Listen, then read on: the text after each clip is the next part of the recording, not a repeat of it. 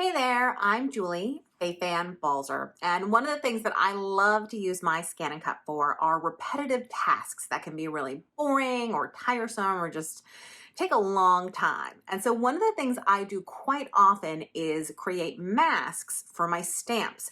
And with the scanner built into the ScanNCut, it is super duper easy to create custom masks for every stamp you make, you buy, anything you have in your stash. So let's do it. So the first step is simply to get a nice impression.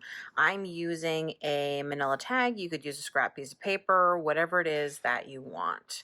And then we're going to take this stamped image over to the ScanNCut. I have placed the tag into my scanning mat. This is a non-adhesive mat and it's in here to be scanned. Now you could of course put it on a regular mat as well. I just like the ease of the scanning mat.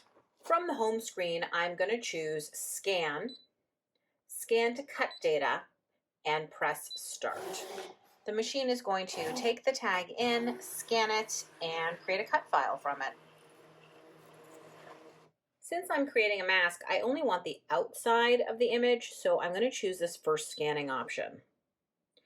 I'm also going to drag in the edges of the scan because I don't want the tag outline. I want my stamped image of my leaf outline. So you can see the darker line is what's going to cut out. So I'm going to hit preview. And it still looks great. So I'm going to go ahead and say OK.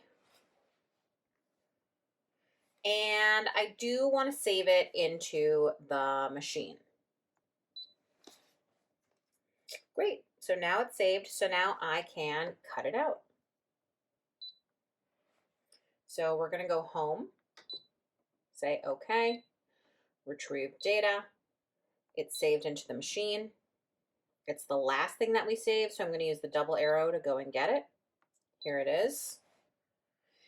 And now I can say OK, and I can cut as many of them as I want. So this is the thing that I love. So let's go ahead and say Edit, Object Edit, and then I'm going to use the plus sign here. No more hand cutting for me. I love it.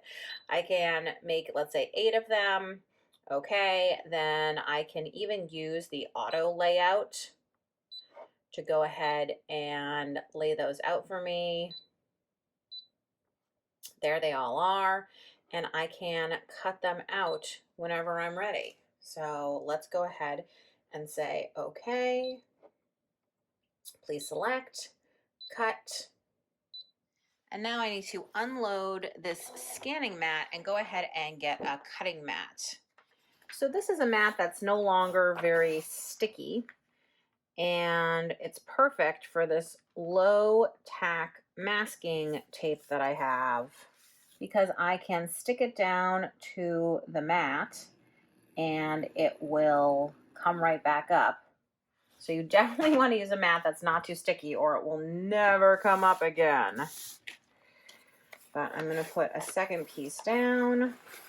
I'm just putting my second piece down and I'm trying not to really overlap them because you don't want to create a double layer for the ScanNCut to cut through in one spot.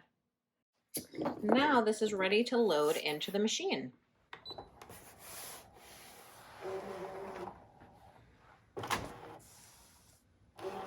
And now I'm going to go ahead and press start. Now obviously I haven't filled the entire canvas, so there'll be some space left over. If you really wanted to use all your materials, you'd be sure to fill your canvas entirely. So now that the masks are done cutting, it's time to use them.